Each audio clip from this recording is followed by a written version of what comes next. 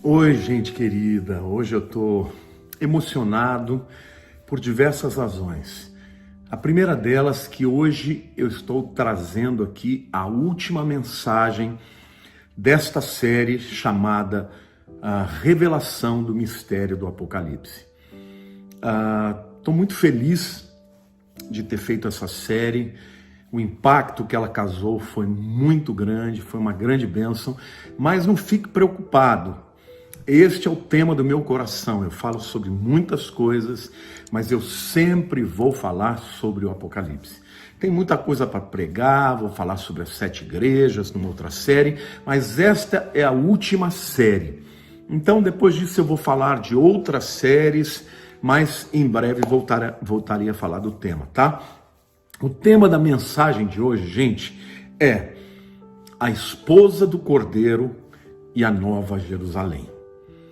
Bom, logo que termina, o momento do trono branco, o juízo final, que Deus lança no lago de fogo os pecadores que não aceitaram Jesus, o livro de Apocalipse, no capítulo 21, ele começa apresentando os novos céus, a nova terra, mas ele começa apresentando primeiro a sua esposa, Veja o que diz o texto.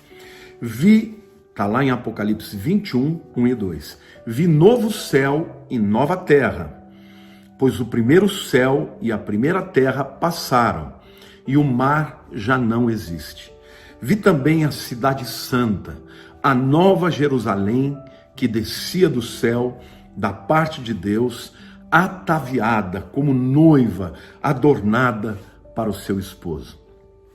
Bom, a primeira coisa que a gente ouve, deste texto que eu acabei de ler, é que houve uma destruição, tá?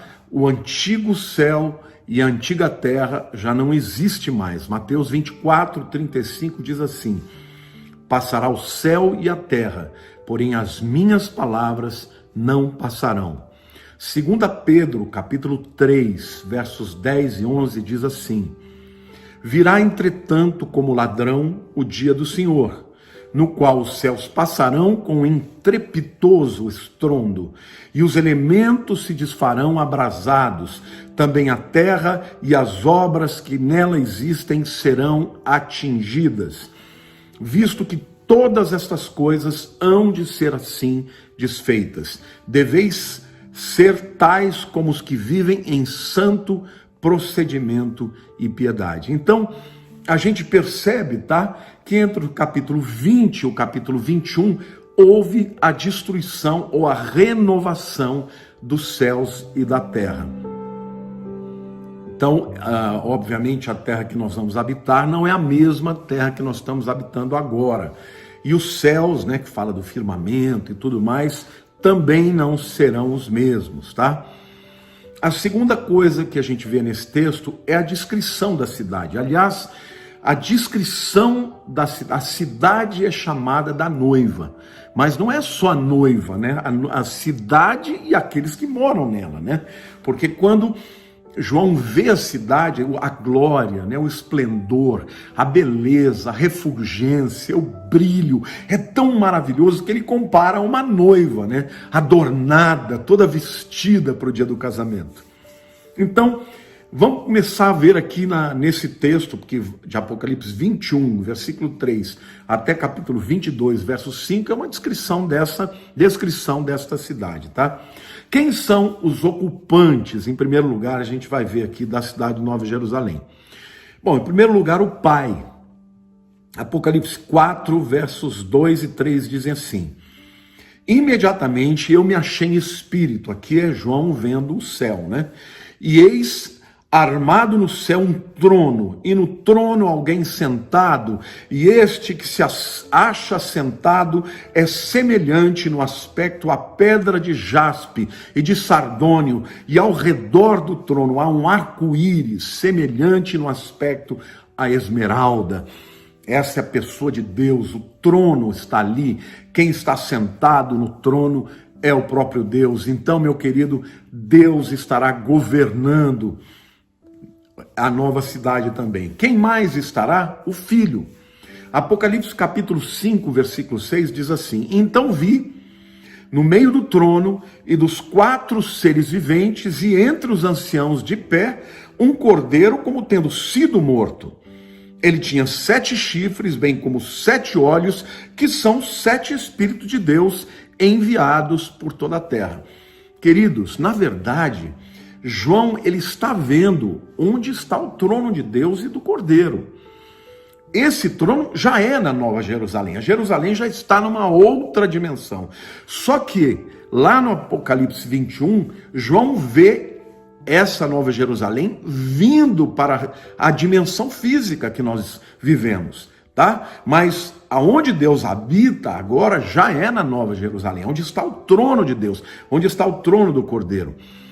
Também o Espírito Santo estará lá na Nova Jerusalém. Apocalipse 22, 17 diz assim: o Espírito e a noiva dizem, vem. Aquele que ouve, diga, vem. Aquele que tem sede e quem quiser, receba de graça da água da vida. Olha, meus amados, que coisa maravilhosa. A chamada para que as pessoas façam parte da noiva é a chamada do Espírito de Deus. É Ele quem diz vem, mas a noiva que já aceitou o convite, ela também convida e diz vem. E aqui eu quero declarar para vocês, milhões de pessoas que vão me ouvir, eu profetizo, vem para o Senhor, vem para a noiva, vem fazer parte deste reino extraordinário, maravilhoso, que é o reino do nosso Deus, aleluia. E a Bíblia diz, aquele que tem sede, venham. E quem quiser receba de graça a água da vida. Meu amado, você não tem que pagar porque o preço já foi pago. Você não tem que merecer porque o Jesus, o nosso Senhor, já mereceu. Você simplesmente tem que ter sede da água viva que é Jesus. Você tem que ter sede da presença dele, de viver com ele para toda a eternidade. E a Bíblia diz, e quem quiser receba de graça da água da vida. Aleluia! Que coisa maravilhosa! A Nova Jerusalém, ela é para todo o que crê, para todo aquele que tem sede, para todo aquele que bebeu da água da vida. Amém? Quem mais estará lá habitando? Os anjos de Deus. Hebreus capítulo 12, versículos 22 a 24, diz assim: mas tendes chegado ao monte Sião, e à cidade do Deus vivo, e a Jerusalém celestial, e a incontáveis hostes de anjos, e a universal assembleia, e igreja dos primogênitos arrolados nos céus, e a Deus, o juiz de todos, e aos espíritos dos justos aperfeiçoados, e a Jesus, o mediador da nova aliança, e ao sangue da aspersão, que fala coisas superiores ao que fala ao próprio Abel. É onde nós chegamos, irmãos. É onde nós já chegamos com direito. Ainda nós não estamos vendo isso tudo acontecer, mas já é nosso direito, já é nossa herança, já é nosso destino. Por isso, ó morte, onde está a morte, a tua vitória? Onde está a morte, o teu aguilhão? Queridos, essa é a herança de quem crê, essa é a herança de quem se rende a Jesus. Chegar no Monte Sião, porque a cidade do Deus vivo, a Nova Jerusalém, ela vai descer dos céus e ela vai descer até onde está o Monte Sião. Aleluia! Então, literalmente, o céu estará na terra. Quem mais estarão lá? Todos os seres angelicais. Falamos das incontáveis hostes de anjos, mas estarão lá os serafins, os querubins, os seres viventes. Queridos, vai ser um lugar extraordinário. Eu me lembro que quando eu me converti tinha um cântico que era assim: o céu é um lugar maravilhoso, cheio de glória e gozo. Não é lindo isso? Lá hei de ver o meu Salvador. Aleluia! O céu é um lugar maravilhoso. Quem mais vai estar lá? A igreja de Cristo. todos nós, os que fomos santificados, os que fomos redimidos, aqueles cujos nomes foram escritos no livro da vida do Cordeiro, que foi morto desde a fundação do mundo, não é isso? Todos os redimidos de todas as épocas, desde Adão. Adão vai estar lá, Abel vai estar lá, todos os que creram na redenção que o Senhor faria um dia na vida deles, amém? Em segundo lugar, eu quero dizer quem estará fora da cidade. Apocalipse 21, versículo 8 diz assim: quanto, porém, aos covardes, aos incrédulos, aos abomináveis, aos assassinos, aos impuros, aos feiticeiros, aos idólatras e todos os mentirosos, a parte que lhes cabe será no lago que arde com fogo e enxofre, a saber, a segunda morte. Vamos pensar um pouquinho nessa classe, viu, gente? Porque ninguém vai querer estar aqui incluído nisso, né? A gente tem uma gíria que diz, me inclui fora disso, né? Primeiro, os covardes. Que covarde é esse? Não é o covarde que não entra em briga, que não é brigão, não. Aquele que tem medo de assumir a sua fé. Os incrédulos, como a própria palavra diz, né? Aqueles que não aceitaram que Jesus é o caminho, a verdade e a vida. Os abomináveis, e aí existem muitas práticas abomináveis nas Escrituras. Eu quero citar algumas para vocês, lá no livro de Provérbios, capítulo 6, versos 16 a 19. 6 coisas o Senhor aborrece, e a 7ª a sua alma abomina. Isso aqui é um estilo, tá, da poesia hebraica, não quer dizer que só a última que ele abomina, não, são sinônimos. Aborrecer é algo que aborrece porque é abominável, porque ele rejeita, tá? Então ele diz, primeiro, olhos altivos. A Bíblia diz que Deus resiste ao soberbo, mas dá graça ao humilde. Língua mentirosa. Irmãos, o pai da mentira é o diabo. O nosso Deus é verdade. Mãos que derramam sangue inocente. Pessoas que matam. E aqui eu incluo o aborto. Saiba você, pessoas que defendem o aborto são responsáveis.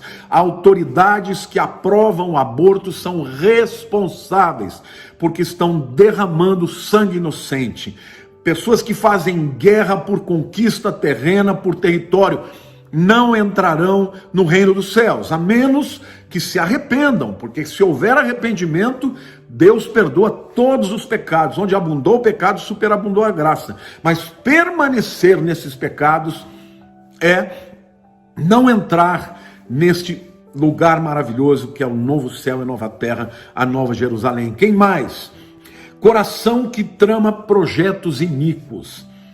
Sabe aquele tipo de pessoa maldosa que está sempre preparando uma cilada na vida das pessoas, seja por causa de motivos financeiros, seja por causa de motivos pessoais, seja por causa de motivos políticos, pessoas que tramam, né, projetos iníquos, maus contra os outros, não estarão lá. Pés que se apressam a correr para o mal.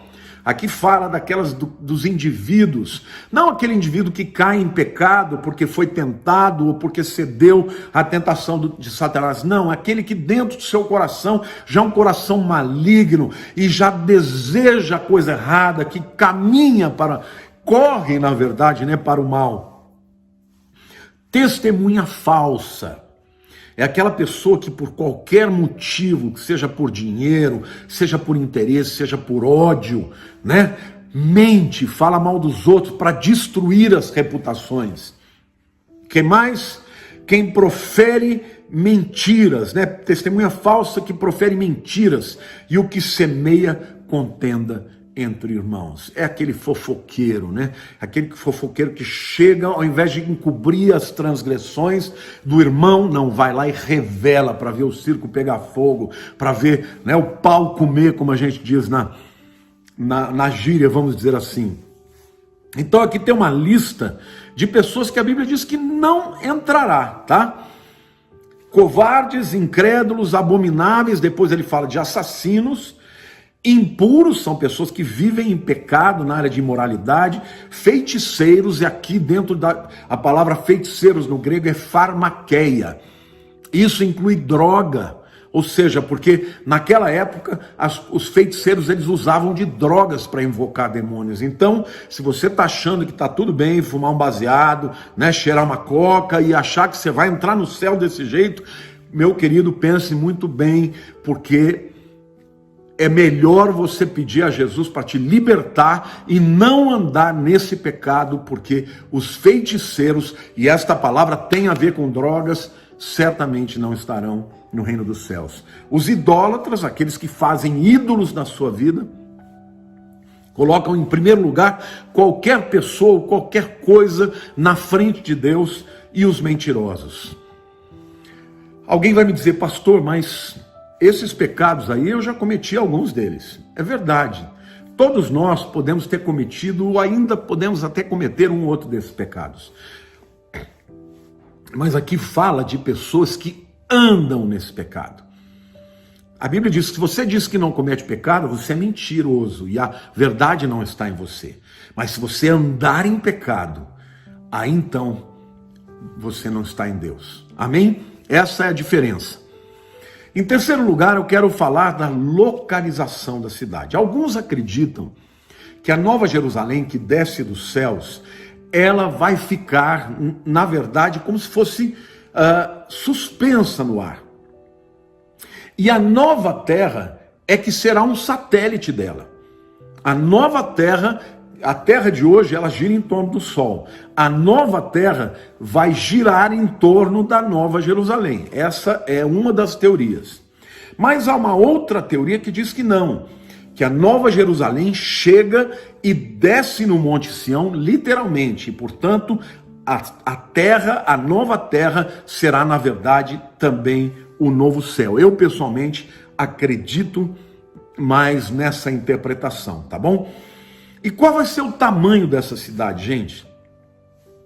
Apocalipse 21, 16 e 17 diz assim: a cidade é quadrangular, de comprimento e largura iguais, e mediu com a vara de 12.000 estádios. O seu comprimento, largura e altura são iguais.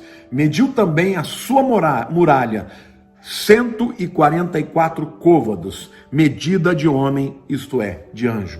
Alguns afirmam que a cidade é na forma de um cubo, mesma largura, mesmo comprimento e mesma altura. Outros afirmam que ela é uma grande pirâmide. A medida que João está dando aqui, né, em estádios, em côvados, bom, é o equivalente a 1.500 milhas ou 2.500 quilômetros de comprimento, largura e altura. Se a gente fosse colocar a Nova Jerusalém no Brasil, por exemplo, seria algo como daqui até João Pessoa. É grande, né, gente? Mas isso não significa que não vai haver mais mundo, que não vai haver outras cidades. Não quer dizer isso, tá?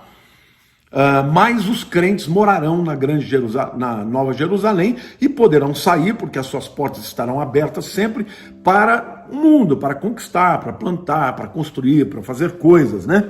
Aliás, nós vamos poder ir para o universo inteiro, gente, porque aí o centro do universo estará nesta nova terra. As muralhas são de aproximadamente 70 metros de altura, 144 côvados, né? E são feitas de jasper.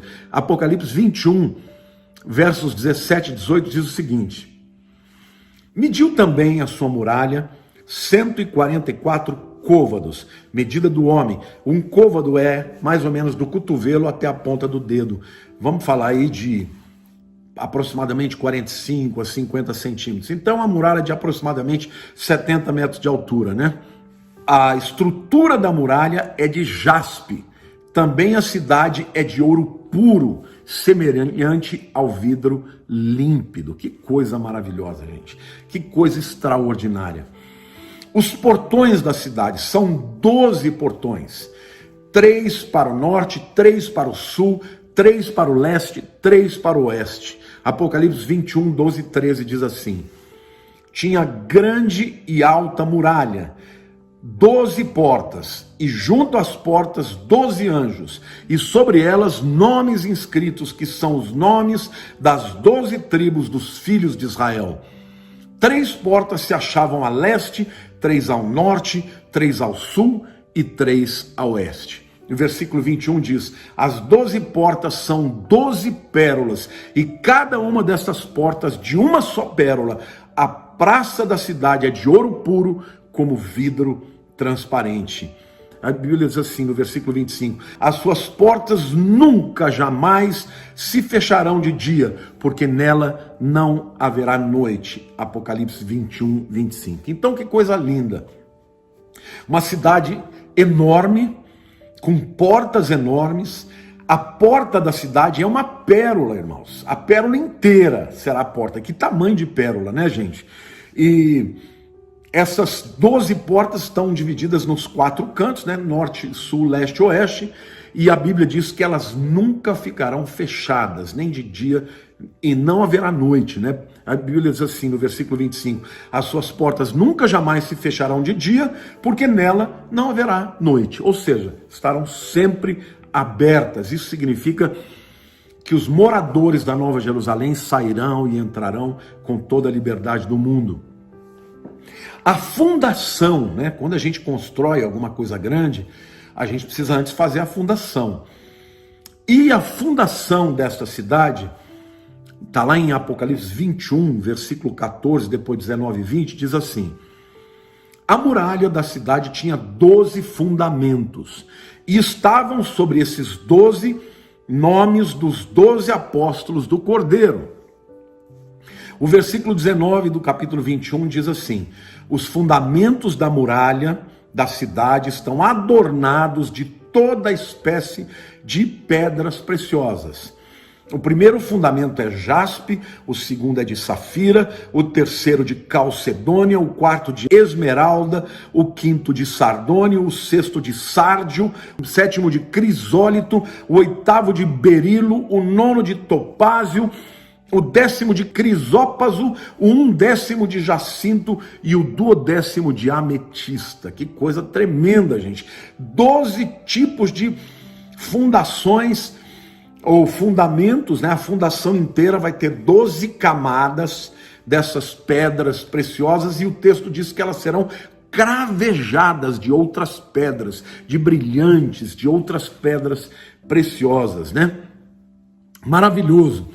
As ruas da cidade, a Bíblia diz que a avenida central da Nova Jerusalém é de ouro puro e transparente, e os próprios edifícios são de ouro. Olha o que diz Apocalipse 21, 18 e 21. A estrutura da muralha é de jaspe. Também a cidade é de ouro puro, semelhante a vidro límpido. E o versículo 21 diz assim: as 12 portas são 12 pérolas, e cada uma destas portas de uma só pérola. A praça da cidade é de ouro puro, como vidro transparente. Alguns acreditam que a cidade inteira é de ouro. Outros dizem que a menção específica desta rua principal, desta avenida principal sendo de ouro, e também a praça central sendo de ouro, talvez as outras coisas não sejam totalmente de ouro, né? Pode ser que alguns prédios sejam, mas eu sei que vai ter ouro demais na grande cidade, a Nova Jerusalém. Bom, no centro da cidade vai haver o trono. Apocalipse 22, versículos 3 e 4 diz assim: nunca mais haverá qualquer maldição. Nela está o trono de Deus e do Cordeiro. Os seus servos o servirão, contemplarão a sua face, e na sua fronte estará o nome dele. Queridos, você já pensou você poder ver a face de Jesus? Você poder ver a face de Deus? Você já pensou que coisa maravilhosa? Moisés desejou ver a face de Deus. Deus falou: Moisés, eu não posso te mostrar, porque um homem que vê morre. E Deus colocou Moisés lá na penha, e Deus se mostrou para Moisés só pelas costas. Filipe falou para Jesus: Senhor, mostra-nos o Pai. Um dia, querido, todos nós vamos ver a face a face do nosso Salvador, a face do nosso Abba, do nosso Paizinho, do nosso Papai, do nosso Senhor, do nosso Salvador. E a Bíblia diz que os seus servos servirão e contemplarão a sua face, e na sua fronte, na testa, estará o nome dele. Aleluia! Do trono de Deus e do Senhor Jesus sairá um rio, o rio de água viva. Está lá em Apocalipse capítulo 22, versículo 1, que diz assim: então me mostrou o rio da água da vida, brilhante como cristal, que sai do trono de Deus e do Cordeiro. Sabe, gente, no 8º dia da festa dos tabernáculos, Jesus, quando o povo estava indo, naquela procissão, juntamente com os sacerdotes, buscando águas do tanque de Siloé, eles cantavam: vinde, bebam das águas da salvação, no hebraico é das águas de Yeshua. E Jesus se levantou no meio daquele povo e começou a bradar: eia, eia, quem tem sede, vem a mim e beba, e aquele que crer, do seu interior fluirão rios de água viva. Na verdade, era Yeshua dizendo: vinde e bebam das águas de Yeshua, das águas de salvação. E quem crer, do seu interior fluirão rios de água viva. Queridos, esse rio de água viva já flui através de nós. A vida de Deus emana através de nós. Mas um dia, queridos, nós estaremos vendo toda a plenitude, esse rio caudaloso, de águas límpidas. É a água viva que sairá do trono de Deus, do próprio Deus e do Cordeiro. Aleluia! Não haverá mais morte, não haverá mais enfermidade, não haverá mais pecados. Somente a vida do Senhor emanará do seu trono e correrá no meio desta cidade. Que coisa extraordinária!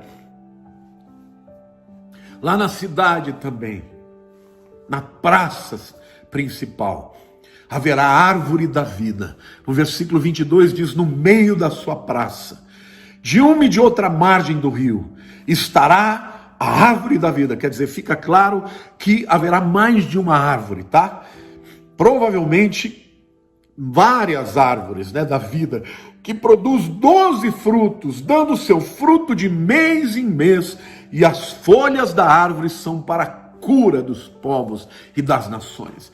Ou seja, queridos, nós vamos beber da água da vida, as folhas da árvore provavelmente vão ser comidas, vamos comer os frutos e as folhas vão ser usadas para a cura. Não haverá enfermidade por conta disso, tá? E a Bíblia mostra que lá no início, no Éden, quando Deus criou Adão e Eva, o homem tinha acesso à árvore da vida. Portanto, nunca ia morrer. Mas no momento que ele escolheu desobedecer a Deus, no momento que ele duvidou da fidelidade de Deus, o homem foi expulso e 2 querubins foram colocados na porta para impedir que o homem tivesse acesso à árvore da vida e perpetuasse o seu estado de pecado. Mas agora, irmãos, agora nós já teremos corpos glorificados. Agora não poderemos mais pecar, não haverá impureza, não haverá pecado. E lá nós estaremos de novo tendo acesso ao fruto da árvore da vida. Deve ser algo maravilhoso, algo extraordinário que nós vamos experimentar. Queridos, eu sonho com esse dia. Eu prego a palavra para que você possa sonhar também. Porque a transformação de uma pessoa, de um pecador, num filho de Deus, começa, em primeiro lugar, com o desejo daquela pessoa de ser de Deus, de fazer as coisas direitas, do reconhecimento de que sozinhos nós não podemos, de que nós somos pecadores, de que nós somos inclinados para a morte, mas o desejo e a sede de buscar ao Senhor Jesus, para que Ele transforme a nossa vida. Eu quero dizer uma verdade aqui, uma revelação tremenda. Quando nós aceitamos Jesus, nós somos libertos, irmãos, da condenação do pecado. Mas quando o Espírito Santo começa a operar na nossa vida, nós somos libertos do poder do pecado. E aí a gente pode viver nessa vida cada vez mais fortes contra o pecado e fazendo a vontade de Deus. Às vezes vamos cair. O próprio apóstolo Paulo falou lá em Romanos capítulo 7, ó Senhor Deus, o bem que eu quero fazer eu não consigo, o mal que eu não quero esse que eu faço, miserável homem que eu sou. Ele diz, porque o bem que eu quero fazer, quando eu quero fazer o bem eu não consigo, quando eu não quero fazer o mal, esse eu faço. Miserável homem que sou, quem me livrará do corpo dessa morte? Ele diz, graças a Deus por Jesus Cristo.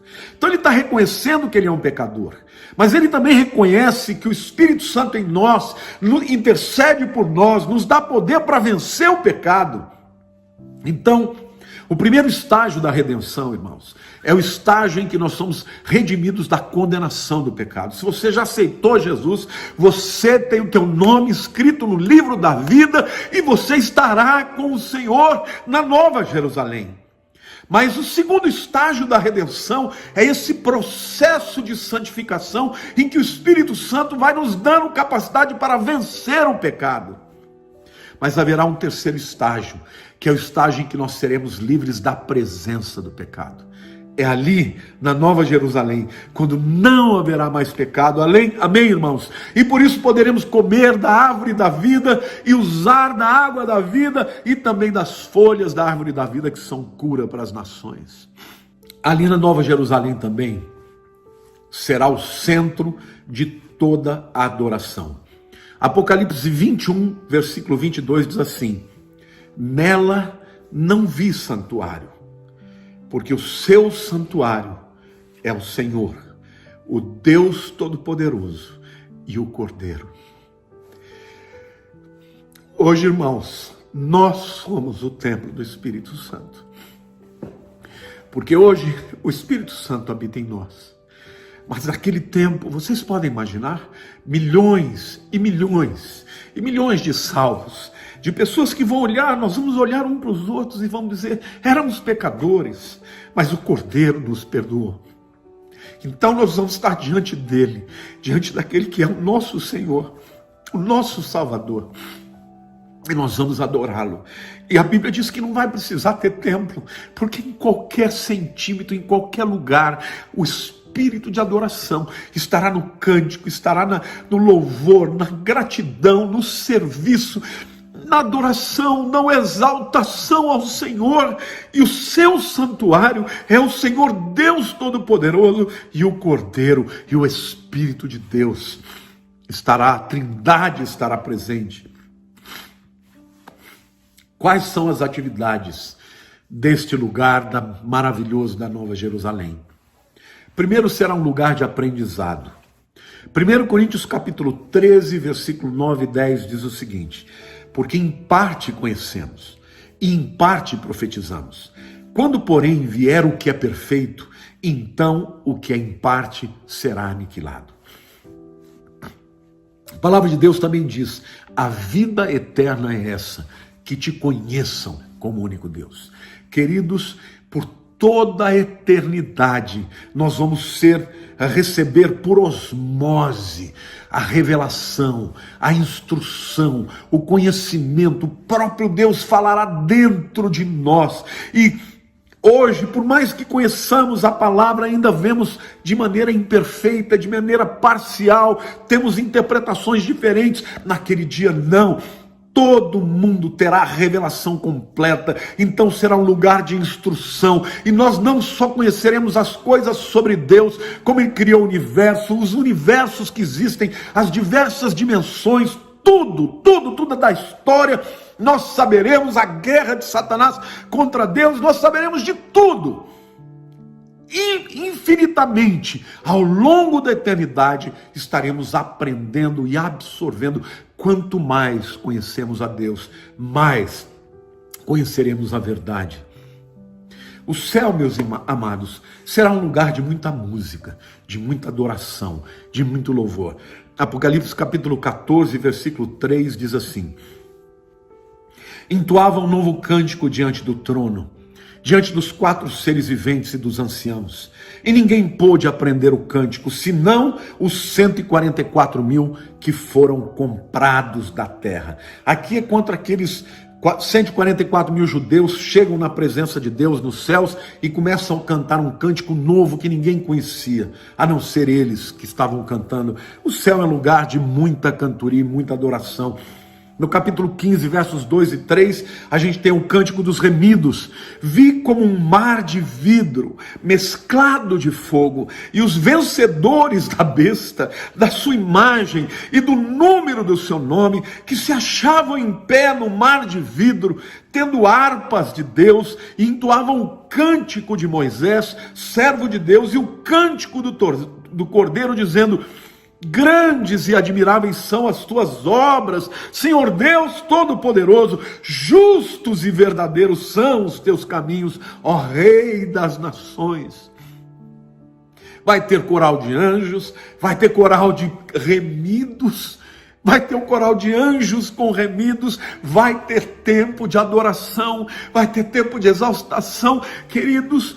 Eu não sei se você já teve uma experiência de, através da adoração verdadeira, não da cantoria, não da música, não daquela música que traz glória para os homens, mas daquela música que é do céu, aquela música que nos faz ter a vontade de nos quebrantarmos, nos humilharmos perante Deus. E quando você sente aquela presença, aquela glória invade a sua vida e você quer adorar o Senhor, quer levantar as suas mãos, você não encontra palavras e você então adora no Espírito. Isto é só fichinha, porque nesse tempo nós estaremos na presença de Deus e não haverá mais em nós um resquício de pecado. Então nós poderemos adorar o nosso Senhor de maneira extraordinária. Mas o céu também é um lugar de trabalho, é um lugar de serviço. Apocalipse 22, versículo 3 diz assim: nunca mais haverá qualquer maldição, nela estará o trono de Deus e do Cordeiro, os seus servos o servirão. Servir fala de trabalho. Então tem muita gente que pensa que quando veio a maldição para o Adão, a maldição era o trabalho. Não, a maldição era que o trabalho seria conquistado com muito suor. Naquele tempo, meu irmão, nós vamos trabalhar muito, nós vamos operar, vamos construir, vamos fazer coisas para a glória de Deus e não vai derramar um suor, porque o nosso corpo será glorificado. Aleluia, aleluia. A gente não sabe exatamente qual que é a natureza desse serviço. Mas a Bíblia fala certamente de governo, de administração, né, de produzir, de construir. A Bíblia fala sobre isso. Então, haverá trabalho e serviço para a honra e glória do nosso Deus. Amém? Eu acredito que o universo inteiro será o palco do nosso trabalho, né? A gente, como vai viajar na velocidade da luz, quando a gente tiver que ir para o outro lado do universo, atravessar, né, os buracos, os buracos dimensionais, né, a gente vai poder em todas as dimensões servir ao nosso Deus. Mas o céu também é um lugar de comunhão. Mateus capítulo 17, versículo 3 diz o seguinte: e eis que lhes apareceram Moisés e Elias, falando com ele. Aqui fala da transfiguração de Jesus. E 1 Coríntios capítulo 13, versículo 12 diz: porque agora vemos por espelho, obscuramente, então veremos face a face. Agora conheço em parte, então conhecerei como também sou conhecido. Uma pergunta que muita gente me faz é: pastor, a gente vai conhecer as pessoas quando a gente estiver no céu? Vai, meus queridos, vamos conhecer sim. Moisés e Elias apareceram diante de Jesus no momento da transfiguração. Eles já estavam do outro lado. E eles eram Moisés e Elias. Eles não mudaram a personalidade e eles se reconheciam. Até mesmo Pedro, Tiago e João reconheceram essas duas personagens, não é isso? Outra coisa que a gente está vendo aqui em 1 Coríntios 13, 12, é que hoje nós vemos como por um espelho. Tá? Você vê um reflexo da verdade, de maneira obscura. O espelho daquela época não era tão claro como o de hoje, né? Mas um dia nós vamos ver face a face. Agora conheço em parte, então conhecerei também como sou conhecido. Naquele tempo você vai olhar para as pessoas que você conhecer e vai conhecer o interior delas, sem até mesmo que elas possam dizer qualquer coisa. Então nós vamos reconhecer, porque não vai ter nada obscuro. Ah, pastor, e aquelas pessoas que têm famílias que alguns membros dessa família não se converteram e não vão estar lá. Estes estarão absolutamente esquecidos. Como isso é possível? Não sei, mas isso é o que a Bíblia diz. Nós vamos reconhecer as pessoas que amamos, vamos reconhecer os heróis da fé, mas aqueles que são nossos caros e queridos e amados, mas que não estarão lá, por alguma razão, porque não quiseram, estes vão ser esquecidos, porque senão o céu não seria um lugar de alegria plena. E agora eu quero falar de algo muito especial, e a esposa do Cordeiro, porque eu comecei dizendo para vocês que a mensagem de hoje seria a mensagem, da esposa do Cordeiro e da Nova Jerusalém. Apocalipse capítulo 7, versos 9 e 10 diz o seguinte: depois dessas coisas vi, e eis grande multidão, que ninguém podia enumerar, de todas as nações, tribos, povos e línguas, em pé diante do trono e do Cordeiro, vestidos de vestiduras brancas, com palmas nas mãos, e clamavam em grande voz, dizendo: ao nosso Deus, que se assenta no trono, e ao Cordeiro pertence a salvação. Esta é a esposa do Cordeiro. São os redimidos. Essa multidão incontável de pessoas que entenderam que Jesus é o Salvador. E quando aceitam a Jesus como seu Senhor e Salvador, se tornam a noiva do Cordeiro. Queridos, lá naquela ceia, na última ceia, quando Jesus parte o pão, ele compartilha com o vinho com seus discípulos, e ele diz ali que ele estava indo para o Pai, mas que eles não deviam ficar com o coração turbado, porque ele ia preparar morada, e ele ia voltar para eles, e naquele dia ele partiu o pão, ele deu o vinho, ele disse: eu estou começando com vocês uma nova aliança. Esta palavra aliança, diateque, fala de casamento, e ele usa ali a figura do casamento judaico.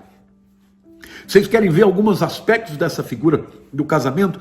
Primeiro, a primeira coisa que um pai fazia quando um pretendente vinha pedir a mão da sua filha, aquele pretendente ele tinha que trazer uma garrafa de vinho e tinha que trazer um contrato que estava escrito todas as bênçãos e promessas que ele ia dar para aquela noiva. O pai analisava e se ele topava, eles cumprimentavam e o casamento estava pronto ali. Era um noivado, mas que já tinha força de casamento. Não podia mais desistir. Nessa hora, o noivo voltava para a casa do pai e geralmente ele ficava uns 2 anos. Entendeu? E nesses 2 anos ele preparava a casa, tal, para um dia voltar, celebrar o casamento e levar a noiva para onde ele estava, onde eles iam morar. Bom, quando Jesus diz isso, o que ele está dizendo para os judeus? Olha, o vinho que vocês estão tomando aqui é o meu pai aceitando esta aliança de casamento. Eu sou o noivo e vocês são a noiva. Agora eu vou para a casa do meu pai e eu vou preparar as moradas. Porque quando eu voltar, eu vou levar vocês para mim. Então, meu querido, e quando ele voltava num dia que a noiva não esperava. Ela tinha que estar naquele tempo, sabe, se preparando, aprendendo a se tornar uma boa esposa, aprendia a cozinhar, costurar, fazer os trabalhos da casa. E o dia que o noivo chegava, de supetão, ela tinha que estar pronta, vivendo uma vida de santidade, se preparando para aquele dia. Jesus vem buscar a sua igreja. E ele vem num dia que ninguém sabe. Mas a igreja é a sua noiva. Nós um dia vamos ser a sua esposa, casada com ele, com essa relação de intimidade que só um homem e uma mulher podem ter. Então, gente, esta noiva ela é composta por redimidos, por pessoas compradas, por pessoas que ele deu a vida, que ele morreu e derramou sangue por mim, pelos meus pecados, pelos seus pecados. E essa multidão inumerável, que ninguém podia enumerar, de todas as nações, e tribos, e povos, e línguas, em pé diante do trono, e diante do Cordeiro, vestidos com vestes brancas. Todos nós seremos, ó Deus, perdoados definitivamente, com palmas nas mãos, e clamavam em alta voz, dizendo: ao nosso Deus, que se assenta no trono, e ao Cordeiro pertence a salvação. Eu quero terminar essa palavra, meu querido, dizendo para você: não fique fora dessa. Não importa o tamanho do seu pecado, onde abundou o pecado, superabundou a graça. Arrepende-te diante do Senhor. Receba Jesus como seu Senhor e Salvador. Ele será também o seu noivo. Receba Jesus como seu Senhor e Salvador. Confesse os seus pecados. Convida Jesus para entrar na sua vida. E Ele vai mudar completamente a sua história. E o teu destino será estar junto dEle por toda a eternidade. Onde não haverá mais choro, Ele vai enxugar toda lágrima. Onde não haverá mais enfermidade, onde não haverá mais pecado, onde não haverá mais tentação, onde não haverá mais Satanás nem demônios. A luz dessa cidade será o próprio Senhor Deus, que iluminará a cidade. Não terá mais nem noite nem dia, será eternamente. Aqui começam os tempos eternos. Alguém vai dizer: mas vai ser monótono? Não, querido, cada dia Deus revelará algo novo. Cada dia nós seremos mais consolados por Ele, mais amados por Ele. Vai ser extraordinário. A Bíblia diz que nem olhos viram, nem ouvidos ouviram, nem jamais penetrou no coração do homem o que Deus tem preparado para aqueles que o amam. E você ama Jesus? Ou você ama só as coisas dessa vida? Ame ao Senhor. Enquanto estivermos nessa terra aqui, nós temos que conquistar muita coisa. Eu não estou aqui com essa pregação trazendo uma visão de escapismo, eu não vou fazer mais nada. Não, temos muito que conquistar. Temos muito que invadir, conquistar a nossa nação, o Brasil para Jesus. Levar a palavra de Jesus a norte, a sul, leste, oeste, para que o Senhor Jesus seja o Senhor da nação brasileira. Porque a palavra de Deus diz: bendita a nação cujo Deus é o Senhor. Mas as nações do mundo, hoje os meus olhos estão para o mundo inteiro, para as nações. Eu quero abençoar você que está na Europa, você que está na África, você que está na Ásia, você que está na Oceania, você que está na América do Norte, América do Sul. Eu declaro e profetizo esta palavra indo para os 4 cantos da terra, para que a glória de Deus arranque das mãos de Satanás aqueles que hão de ser seus, para a honra e glória do seu nome. Deus te abençoe, meu querido. Viva para Ele, viva para esse dia. Se prepare. Se prepare para ser parte desta noiva que um dia se tornará esposa, porque nós vamos morar junto do nosso Deus. Que coisa maravilhosa, que coisa maravilhosa. Podemos estar eternamente com Ele. Que o Senhor te abençoe. E eu quero pedir aqui, com muita humildade, se você se sentiu abençoado por esta palavra, compartilhe com alguém, para que ela possa ir longe e trazer esperança, trazer libertação e trazer salvação para aqueles que confessarem a Jesus como Senhor e Salvador. Deus te abençoe, um beijo grande no teu coração, em nome de Jesus.